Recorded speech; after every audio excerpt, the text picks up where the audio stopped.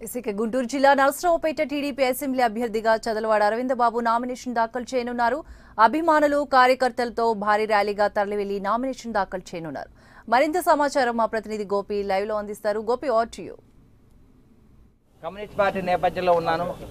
ఆ టైంలో నేను 1983లో ఎన్టీ రామారావు గారు తెలుగుదేశం పార్టీ పెట్టడం వలన కమ్యూనిస్ట్ పార్టీ నుంచి మా కుటుంబ సభ్యులు మొత్తం కూడా టీడీపీ రైట్. లక్ష్మీవరం మనం చూస్తున్నాం. దాదాపు ఇప్పటి వరకు నర్సరావుపేటలో దాదాపు మొత్తం పసుపు మయంగా మారిపోయింది. ఇప్పటి వరకు డాక్టర్ చదలవాడ అరవింద్ బాబు గారు ఎమ్మెల్యే అభ్యర్థిగా టీడీపీ తరఫున నామినేషన్ వేయడానికి భారీగా వేలాది మంది కార్యకర్తలతో ఇప్పుడు ఆర్డీఓ కార్యాలయానికి వస్తున్నారు. అక్కడ ఎలక్షన్ అధికారులకి నామినేషన్ పత్రాలు సమర్పించబోతున్నారు. కుటుంబ సభ్యులతో కలిసి ఈరోజు నామినేషన్ వేయడానికి సిద్ధంగా వెళ్తున్నారు. ఇప్పటి వరకు అక్కడ పోలీసులు గేటు దగ్గర దాదాపు వేలాది మంది కార్యకర్తలను ఆపేశారు. మనం ఇప్పుడు అరవింద్ బాబు గారితో ఉన్నాం. అరవింద్ బాబు గారిని అడిగి తెలుసుకుందాం. ఇంతమంది వేలాది మంది కార్యకర్తలు ఎంత స్వచ్ఛందంగా వచ్చి అరవింద్ బాబు గారి నామినేషన్ కి మద్దతు ప్రకటిస్తూ వచ్చారు. అరవింద్ బాబు గారు, ఇంతమంది కార్యకర్తల్ని సమకూర్చడం మీకు ఎలా సాధ్యమైంది? కార్యకర్తలు మీ వెంటే ఉన్నారు అనుకోవడానికి ఇది ఒక నిదర్శనంగా ఇది తెలుగుదేశం పార్టీ బలం. తెలుగు తమ్ముళ్ళు, అదేవిధంగా నా సొంత తమ్ముళ్ళు, కుటుంబ సభ్యులు, అభిమానులు అందరూ కూడా ఈ కార్యక్రమానికి రావడం జరిగిందనమాట. ఎందుకంటే అరవింద్ బాబు అనేవాడు అరవింద్ బాబు కాదు, అందరివాడు. అందుకని ప్రతి వ్యక్తి కూడా అరవింద్ బాబు పోటీ చేస్తుంటే వాళ్ళ ఇంట్లో ఒక ఎమ్మెల్యే వాళ్ళ అబ్బాయి పోటీ చేసినట్టుగా సంతోషపడుతున్నారు. అటువంటి సంతోషానికి నేను విలువ కట్టలేనిది. వాళ్ళకి నేను సదా కృతజ్ఞత ఉంటానని మనవి చేస్తూ ఉన్నాను. ఇటువంటి కార్యక్రమాన్ని నాకు చంద్రబాబు నాయుడు గారు కానుక ఇవ్వడం జరిగింది. వారి అనుమతి కోరిక నేను ఈ టీడీపీ ఎమ్మెల్యే అభ్యర్థిగా పోటీ చేస్తూ ఉన్నాను. అదేవిధంగా వారు నన్ను ఏరి కోరి ఈ సీటు ఇప్పించారు. దీన్ని తప్పనిసరిగా గెలిచి చంద్రబాబు నాయుడు గారి కానుక ఇవ్వాలని కోరుకుంటున్నాను. ఎందుకంటే తెలుగుదేశం విజయం నరసరావుపేట నుంచే మొదలవుతుందని డంకాపదంగా చెప్తూ ఉన్నాను. ఎందుకంటే ఎమ్మెల్యే అభ్యర్థి ఇక్కడ దాదాపు 36,000 ఓట్ల మెజార్టీ గెలుస్తాం మేము తప్పనిసరిగా. అదేవిధంగా ఎంపీ గారు 1,50,000 ఓట్ల మెజార్టీ గెలుస్తాను నేను డక్కా మొక్కలుగా చెప్తున్నాను అనమాట. సో ప్రజలకి మీరు ఏమన్నా ప్రత్యేకంగా ఇంతకు ముందు వరకు ఉన్నటువంటి గవర్నమెంటే ఉంది, అండ్ మరోవైపు ఇప్పుడు వైసీపీ ఎమ్మెల్యే అభ్యర్థిగా ఇక్కడ కొనసాగుతూ ఉన్నారు, ఆయనే ఎమ్మెల్యేగా కొనసాగుతూ ఉన్నారు. మీరు ఇప్పుడు టీడీపీ తరపున ఎమ్మెల్యేగా పోటీ చేస్తున్నారు కాబట్టి టీడీపీ తరపున ఎలాంటి అభివృద్ధి పనులను ప్రజలకు హామీగా ఇస్తున్నారు? నేను మీకు ముందుగానే చెప్పాను, అరవింద్ బాబు అంటే అందరి వాడని. ఎందుకంటే వాళ్ళు డైరెక్ట్ గా నా దగ్గర రావచ్చు, నా బెడ్రూమ్ లో కూడా రావచ్చు, డైరెక్ట్ గా నన్ను వచ్చి నా వీపు తట్టి వాళ్ళ ఉన్న సమస్యలు చెప్పుకోవచ్చు. ప్రతి సమస్య వాళ్ళ సమస్య నా సమస్య. అందుకని వాళ్ళ సమస్య లేకుండా నేను ముందుగానే వాడి ఇంటికి వెళ్ళి వాళ్ళ సమస్యలు తీరుద్దామని అనుకుంటున్నాను. ఇది చాలా మంచి పరిణామము.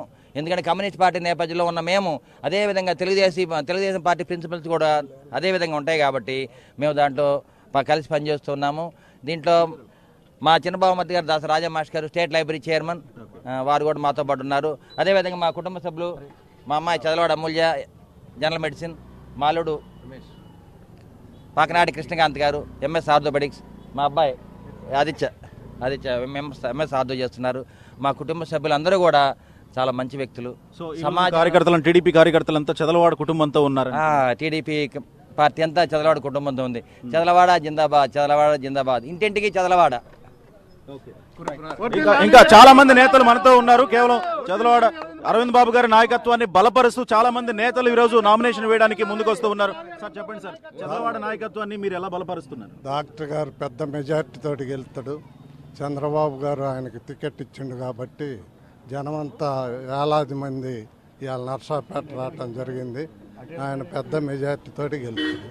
ఎంపీ గారు కూడా పెద్ద మెజార్టీ తోటి గెలుస్తాడు. రైట్.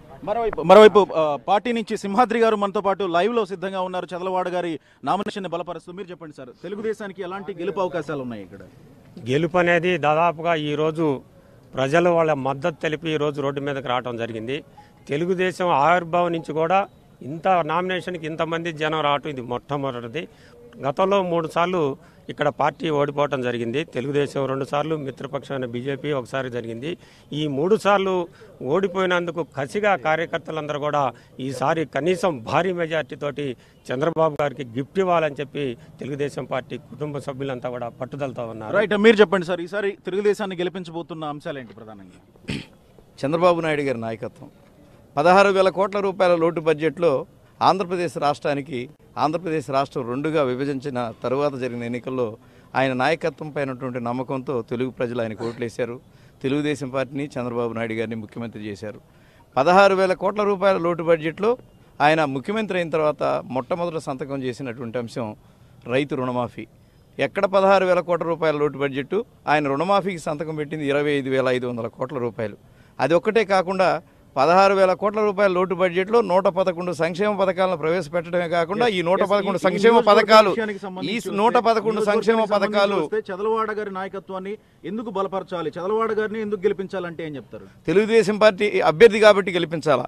తెలుగుదేశం పార్టీ ద్వారా ప్రజాసేవ చేయడానికి వచ్చాడు కాబట్టి, మరి ముఖ్యంగా 30 సంవత్సరాల పాటు ప్రజలతో మమేకమై ఉన్నాడు. వైద్య సేవ పేదలకి చాలా, ఈ రోజున వైద్యం విద్య ఈ రెండు కూడా కార్పొరేట్ వ్యవస్థలుగా చెప్పుకుంటున్న రోజుల్లో కార్పొరేట్ వైద్యాన్ని సాధారణ ప్రజలకు అందిస్తున్నటువంటి మంచి వైద్య వృత్తిలో ఉన్నటువంటి డాక్టర్ చదలవాడ అరవింద్ బాబు గారు, ఆ రోజు కోడెల శివప్రసాద్ గారు తెలుగుదేశం పార్టీ ఆవిర్భావం అప్పుడు ఏ విధంగా అయితే ఎన్టీ రామారావు గారి పిలుపు మేరకు ఈ నరసరావుపేట నియోజకవర్గం నుంచి శాసనసభ్యుడిగా గెలిచి ఆంధ్రప్రదేశ్ రాష్ట్ర శాసనసభ స్పీకర్గా ఎదిగారో, ఈ రోజున ప్రీతమ నాయకులు నారా చంద్రబాబు నాయుడు గారి పిలుపు మేరకు ఈరోజు అరవింద్ బాబు గారు రాజకీయాల్లోకి వచ్చినటువంటి అంశం. ఆ రోజు కోడెల గారిని ఏ విధంగా గెలిపించారో, ఈ రోజున అరవింద్ బాబు గారిని కూడా ఈ నరసరావుపేట ప్రజలు ఆయన నాయకత్వాన్ని హృదయంలో పదిలిపరచుకోవడానికి సిద్ధంగా ఉన్నారు. ఇది లక్ష్మీ వర్మ. మొత్తంగా దాదాపు ఒక 500 మీటర్ల దూరంలో కార్యకర్తలంతా కూడా ఆపేశారు. మనం చూడొచ్చు ఒకసారి పోలీస్ అక్కడ చెక్ పోస్ట్ ఏర్పాటు చేసి బార్గేట్లు మొత్తం ఏర్పాటు చేసి దాదాపు 500 మీటర్లో అక్కడ కార్యకర్తలంతా ఆపేశారు. దాదాపు వేలాదిగా కార్యకర్తలంతా తరలి వచ్చి అరవింద్ బాబు గారి అభ్యర్థిత్వాన్ని, అలాగే రాయపాటి సాంబశివరావు గారు నరసరావుపేట ఎంపీగా ఆయన పోటీ చేస్తా ఉన్నారు. వాళ్ళిద్దరూ కూడా ఇప్పుడే లోపలికి వెళ్లారు అక్కడ నామినేషన్ వేయడానికి ఆర్డీఓ కార్యాలయంలో. మరి కాసేపట్లో నామినేషన్ వేసిన తర్వాత వారు బయటకు వచ్చే అవకాశం ఉంది. మొత్తంగా టీడీపీ కంచుకోట నరసరావుపేట అని చెప్తూనే మరోసారి టీడీపీ జెండాను నరసరావుపేట గడ్డ మీద రెపరెపలాడిస్తామంటూ చెప్పడం జరుగుతోంది.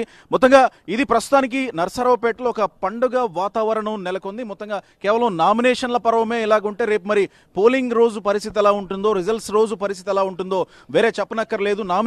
ఈ నరసరావుపేట గడ్డ అనేది ప్రత్యేకంగా దీనికి ఒక చాలా ప్రాధాన్యాంశాలు ఉన్నాయి. ఇక్కడి నుంచే ముఖ్యమంత్రులు వచ్చారు, ఇక్కడి నుంచే చాలా మంది కేంద్ర మంత్రులు వెళ్ళారు, రాష్ట్ర మంత్రులుగా పనిచేసిన వాళ్ళు ఉన్నారు, శాసనసభ స్పీకర్లుగా ఉన్న వాళ్ళు ఉన్నారు. సో అందుకే ఈరోజు ఇటు బీజేపీ నుంచి కానీ, కాంగ్రెస్ నుంచి కానీ, టీడీపీ నుంచి కానీ, వైసీపీ నుంచి కానీ, జనసేన నుంచి కూడా అన్ని వైపుల నుంచి టఫ్ ఫైట్ కొనసాగుతోంది. అందరూ చాలా స్ట్రాంగ్ క్యాండిడేట్స్ ఇక్కడ వస్తూ ఉన్నారు. ఈరోజు అరవింద్ బాబు గారు అలాగే ఎంపీ అభ్యర్థిగా పోటీ చేస్తున్నటువంటి రాయపాటి సాంబశివరావు గారి అభ్యర్థిత్వాన్ని బలపరచడానికి అనేక మంది జిల్లా నాయకులు అలాగే జిల్లా టీడీపీ ఇన్ఛార్జ్ జీవి ఆంజనేయులు గారు కూడా కాసేపటి క్రితమే లోపలికి వెళ్లిన పరిస్థితి.